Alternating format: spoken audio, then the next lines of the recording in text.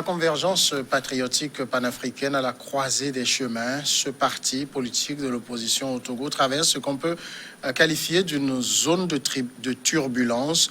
Le président élu de ce parti, il y a quelques mois seulement, a été destitué officiellement pour insuffisance de résultats.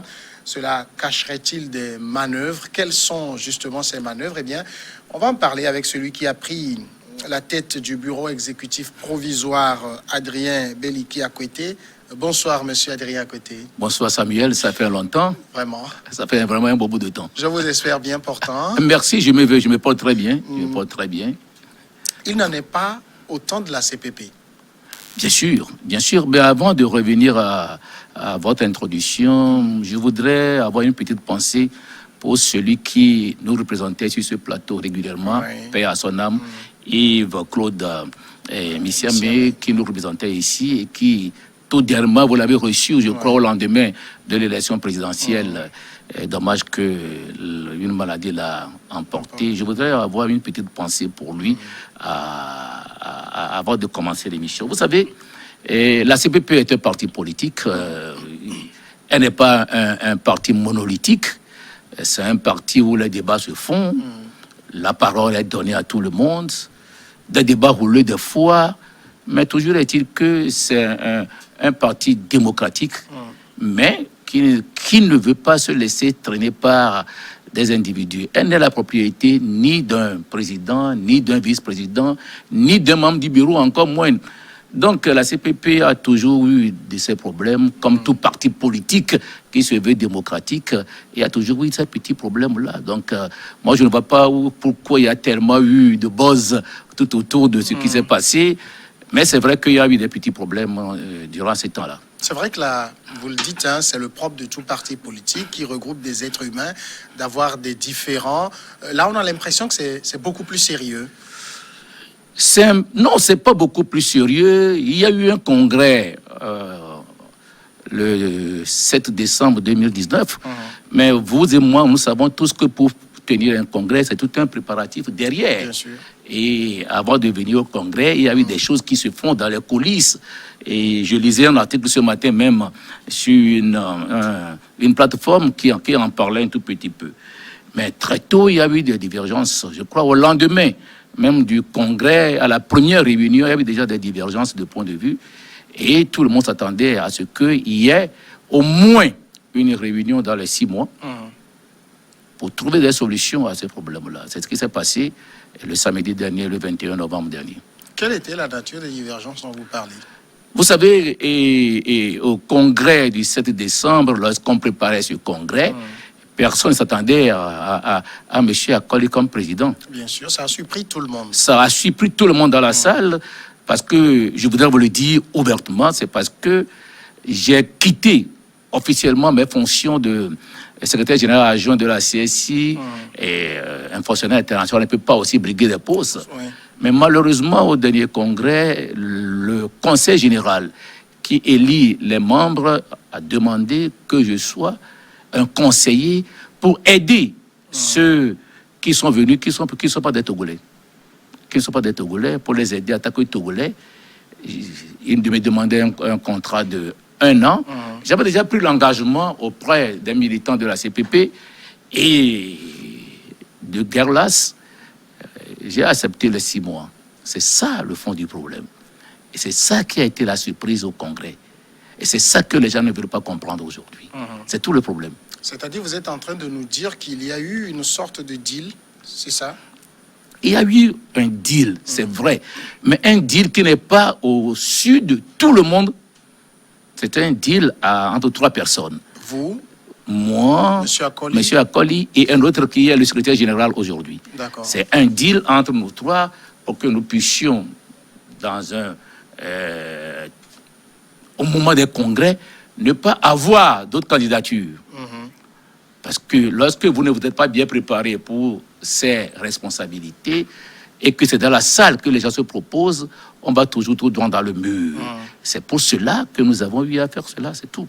Est-ce que M. Emmanuel Akoli a de la carrière au sein de la CPP? Emmanuel Akoli a quitté à un moment donné la CPP depuis 2011.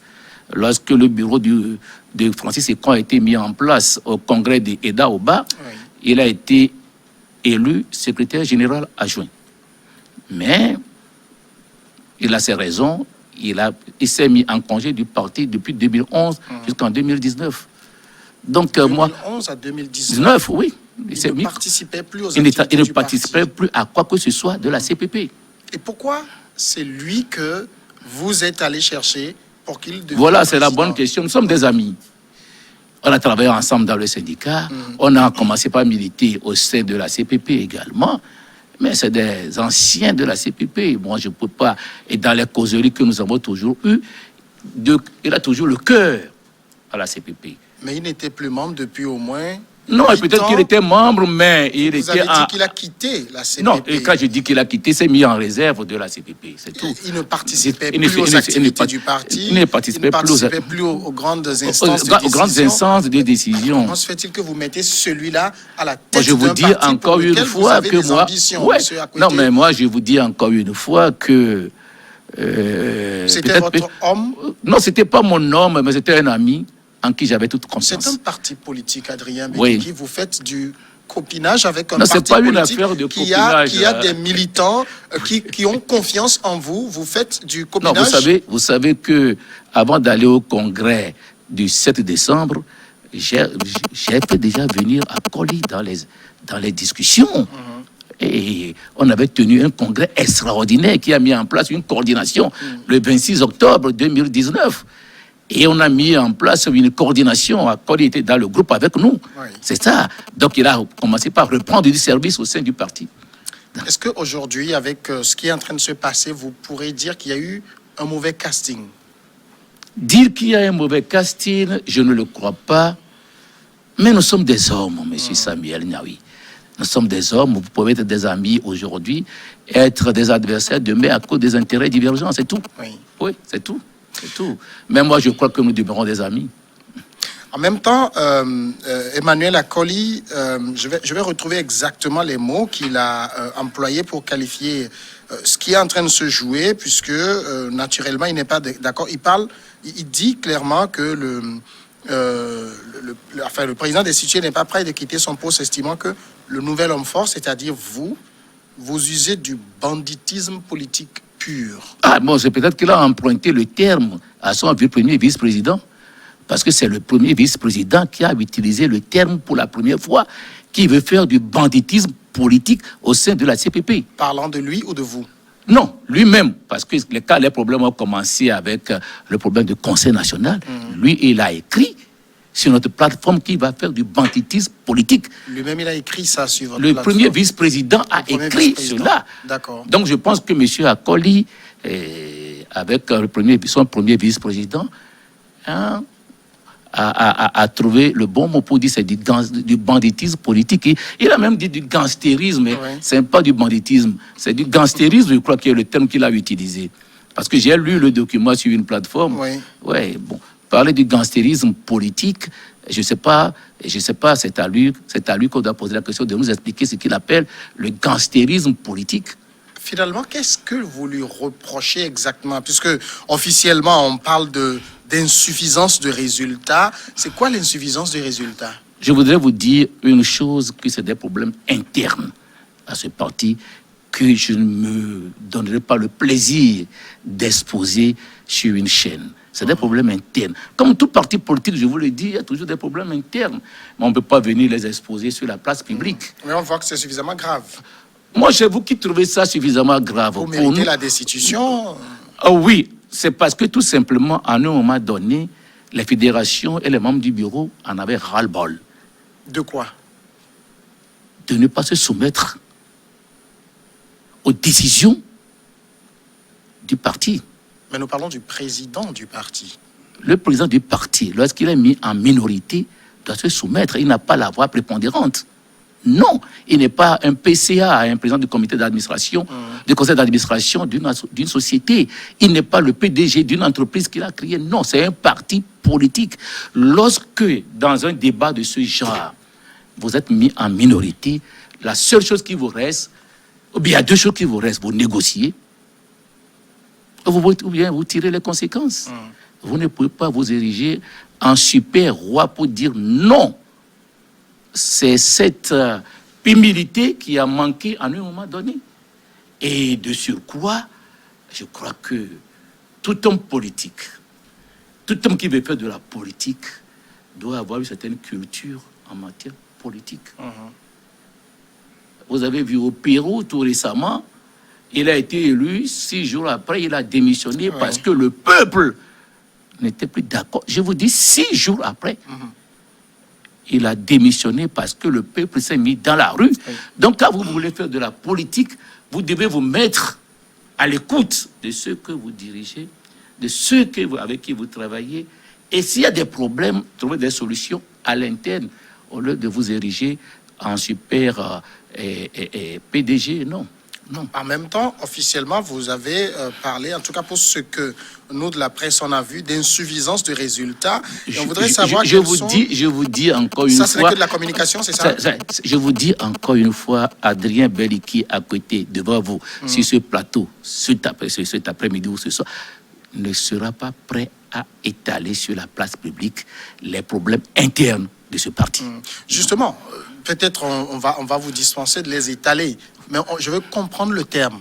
Insuffisance de résultats. Ça veut dire, quand on vous nommait, on vous avait fixé un certain nombre d'objectifs. Bien sûr. Qui n'ont pas été atteints, c'est ça? Oui, bon, vous avez parlé de communication. Oui. Vous savez, j'ai participé, dans mes fonctions précédentes, j'ai participé à une réunion de l'Assemblée parlementaire et paritaire Union européenne, ACP.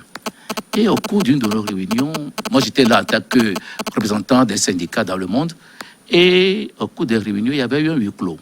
Un huis clos qui a été très difficile parce qu'on les écoutait de l'autre côté. Mais au sortir du huis clos, le communiqué qu'ils ont sorti, nous nous sommes approchés. Il y avait un ami à côté, on s'est approché d'un Sénégalais, d'un diplomate sénégalais, qui nous dit, attention, que dans toute diplomatie, lorsque les chefs d'État ou bien les ministres sortent et à l'interview, ils disent que tout s'est passé dans de bonnes conditions, sachez que ça a chauffé dans la salle.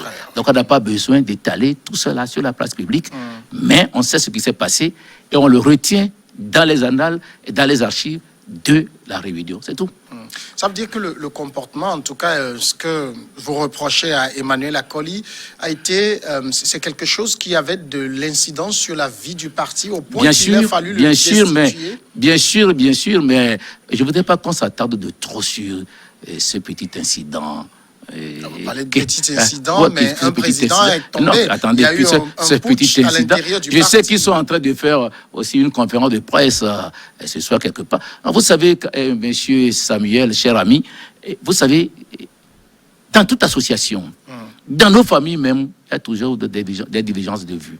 Même avec nos parents, il y a toujours des divergences de point de vue. Mais on s'assoit pour en discuter. On ne s'érige pas en père de famille dictateur. Pour dire je ne discute pas avec eux parce que les enfants ont grandi, ils ont leur vie à faire, ils ont leur mot à dire. Donc je ne voudrais pas qu'on s'attarde beaucoup sur l'incident, le mot destitué, tout ça là. Un conseil national a été convoqué, le conseil a pris une décision, attelons-nous à cela pour aller de l'avant. Adrien Beliki à côté, je voudrais vous poser une question directe. La main sur la conscience.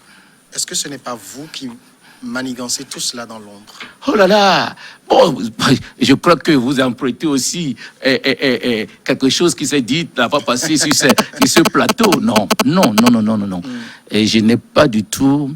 Vous savez, ce problème aurait pu être résolu depuis un certain temps. La première réunion qui devait se tenir le 12 septembre a été reportée pour qu'on en discute. Mais si toutes les portes sont bloquées, vous savez, lorsque en droit, il est dit le plus souvent, surtout en droit international, il est dit le plus souvent que lorsque l'ennemi vous impose la guerre, vous ne pouvez pas vous y dérober. Donc, lorsque on vous impose la guerre, vous ne pouvez pas vous y dérober. Donc, cela veut dire qu'à un moment donné, il y a une certaine responsabilité à prendre et les gens l'ont prise. Donc, dire que c'est Adrien Beliki à côté qui tire les ficelles, c'est Adrien Beliki à côté qui fait ceci, C'est à Moi, exclure. moi- Est-ce que c'est à exclure dans l'absolu? Dans l'absolu, oui. Dans l'absolu, oui. Ça, je vous le dis et je vous le confirme. Mais Dans l'absolu, oui. S'il y a eu quand même une sorte de deal pour que Emmanuel Akoli ne soit un peu là que pour quelques moments, le temps que vous dégagiez de vos responsabilités internationales pour revenir, et que, in fine, on sait que les accords politiques n'engagent que ceux qui y croient. Il n'y croyait plus, il fait de la résistance et vous avez mis en branle votre machine à le broyer. Non, pourquoi mettre en branle une machine? La machine était déjà là. Je vous dis qu'au lendemain du congrès, le congrès s'est tenu le 7 décembre. Déjà le 11, paix à son âme, le camarade, et Claude n'est plus là de ce monde, mais Claude a déjà contesté les choses. Bon, nous avons tenu jusqu'au bout, c'est tout. Donc dire que la machine était déjà là. La machine était déjà là. C'est pas Adrien Beliki qui met en place, qui met en branle une machine pour broyer un ami. Non. Loin de moi cette idée. C'est son droit le plus absolu de s'estimer, oui, d'estimer ce qu'il veut. Que ça viole les articles 26, 27, 28, 29. Il n'a qu'à bien les lire. Il n'a qu'à bien les lire. Et que c'est lui qui a même, par exemple, de convoquer un conseil national. C'est la tâche au président. Je pense que nous faisons fausse route lorsqu'on dit ça. On dit c'est le bureau qui convoque. Peut-être que lui va signer les lettres d'invitation. Chemin faisant, ça n'a pas été fait. Ça n'a pas été fait. Parce qu'il était, vous savez... Qui les a signés finalement? Attends, vous savez, le 3 octobre, lorsque M. Akoli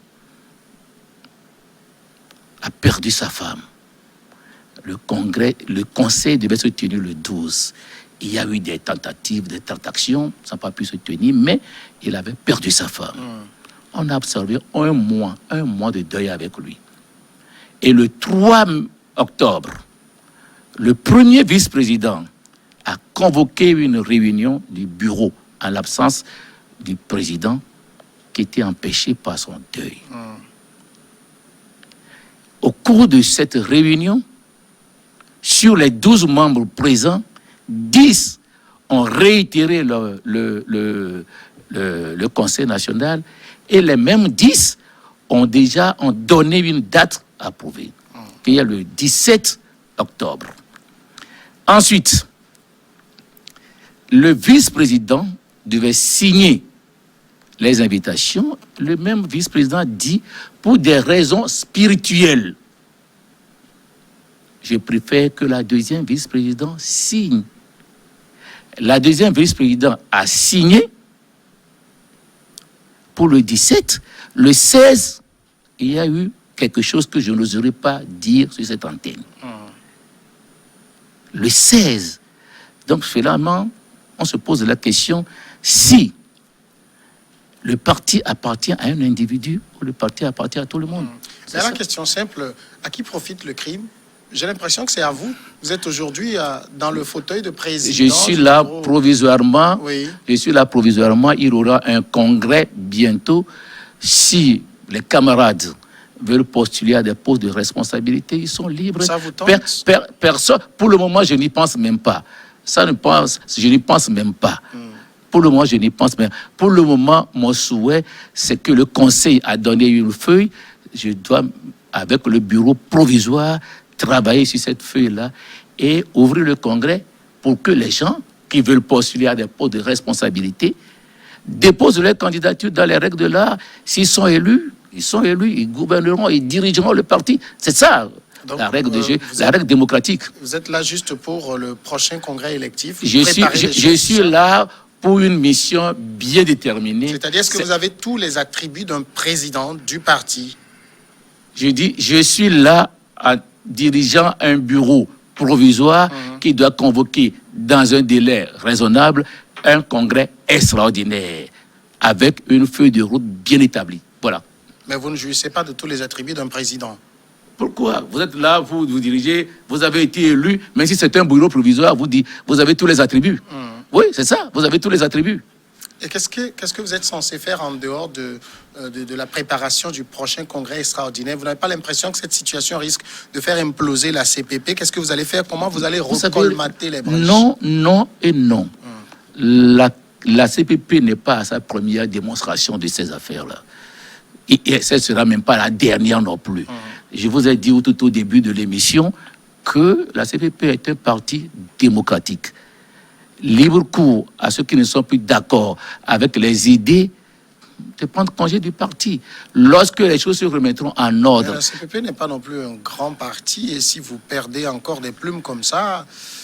Lorsque vous parlez de grand parti, est-ce que vous parlez du nombre des adhérents, des fédérations, ou bien de la qualité du travail?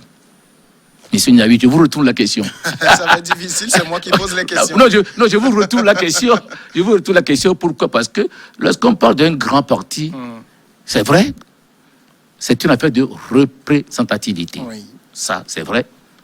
Mais aussi, on peut être grand parti d'idées, de propositions d'idées pour la bonne marche de la cité. C'est ce que la CPP est aujourd'hui. La CPP, je ne peux pas vous dire si elle est un grand parti ou un parti, mais toujours est-il que la CPP est un parti qui a ses idées, qui a sa ligne directrice et qui apporte sa petite contribution, si modeste soit-elle, pour la citoyenneté, pour le développement de notre cher patrie, le Togo. Et vos ambitions à court terme, quelles sont-elles? 1. Faire en sorte que nos fédérations soient restructurées, redynamisées pour les échéances futures. Vous savez, la CPP a participé à beaucoup d'élections, sauf l'élection présidentielle. Oui. La CPP a aujourd'hui un conseiller municipal dans le Dankwen. Notre souhait, c'est d'en avoir plusieurs.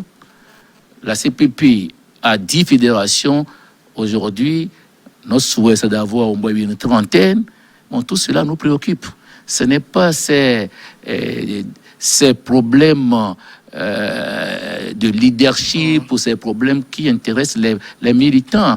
Et je vous assure que à la réunion du 17 octobre, lorsqu'on a convoqué le conseil, les fédérations étaient venues, mais ce qui les intéresse, ce n'est pas ces petits problèmes de paroisse. Non, les gens veulent être représentatifs dans les instances dirigeantes du parti. Et ces instances, c'est le Parlement, les conseils municipaux et les conseils régionaux. Demain, laissons de côté nos petits problèmes à Lomé. À l'intérieur du pays, les gens ont soif de revoir la CPP. Il y a de cela quelques années, dirigé par Eden Kodjo, paix à son âme, avec le président Francis Eko, qui a fait ce qu'il fallait faire pour maintenir la CPP malgré le départ de certains, et que dont nous héritons aujourd'hui. Donc pour nous, personnellement, notre agenda, c'est restructurer, redynamiser et faire en sorte que la CPP soit présente sur l'échiquier politique togolais. Vous n'avez pas l'impression que Eden Kodjo se retournerait dans sa tombe en voyant ce qui est en train d'arriver? De son vivant, ça s'est déjà passé. Donc, pourquoi se retourner? Il se dirait, bon... Ils ne sont pas si dignes de l'héritage que je leur ai laissé. Non, c'est pas, il ne dirait pas qu'ils ne sont pas si dignes. Pourquoi ils se cassent la gueule là?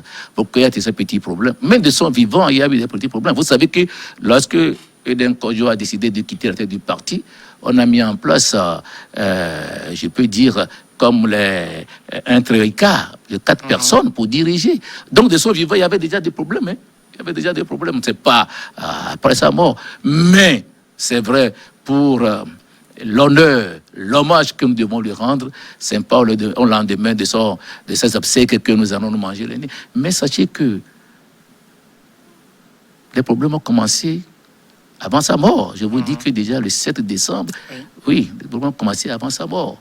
Et je ne peux pas vous dire tout ce que, après le congrès, ce qu'il a dit. Bon, donc, le plus important aujourd'hui pour le bureau provisoire, c'est de répondre à ce que les militants veulent, convoquer le congrès et nous repositionner sur l'échiquier national afin que, aux prochaines échéances, nous puissions avoir des élus qui nous représentent et qui permettent à ce que les jeunes qui partagent nos idéaux puissent venir adhérer adhérer à ce parti. Le prochain congrès extraordinaire, ce sera pour quand? Moi, je ne peux pas vous donner de date parce que c'est le bureau qui va fixer une date.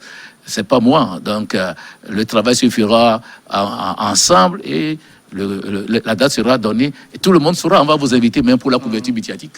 Mais vous pensez que ça devrait se faire très rapidement? Le plus tôt pour nous serait le mieux, mais tout est aussi lié aux ressources humaines pour les tests que nous allons remettre en place et aux ressources financières, parce que ce n'est pas des cotisations, pas des dons, que tout se fait. Vous avez bon espoir que le parti se sorte de cette situation, se repositionne, se relance pour une reconquête? Moi, je suis un homme optimiste. J'ai une carapace dure, j'ai fait beaucoup d'expériences de ces choses. Donc, personnellement, j'ai confiance à l'avenir. Ceux qui aujourd'hui se sont fâchés avec ce qui se passe peuvent revenir demain. Je vous ai dit que le camarade Akoli est parti mais il est revenu. Donc, dire que notre souhait, c'est que tous ceux qui étaient partis, même depuis 2011, reviennent dans l'arène. Il y en a qui nous téléphonent régulièrement. Oui, il y en a qui nous appellent. Mais continuez sur cette lancée, on va voir. Donc, moi, j'ai confiance, j'ai la carapace un peu dure. Et mon souhait le plus ardent, c'est que la CPP redevienne un parti d'idées qu'elle a été pour le bien de ce peuple togolais. Ça. Adrien Beliki à côté, merci à vous d'être passé dans cette émission. C'est à moi de vous remercier. Et c'est à moi de vous dire aussi que nous sommes toujours prêts à venir partager nos idées avec vous. Et comme je l'ai dit, je lance un appel à tous ceux qui se fâchent de savoir que dans toute association, il y a toujours des divergences. Je vous remercie. Du bureau exécutif provisoire de la convergence patriotique panafricaine. Merci. On va passer tout de suite à la pause et puis après le journal, ce sera Regard croisé.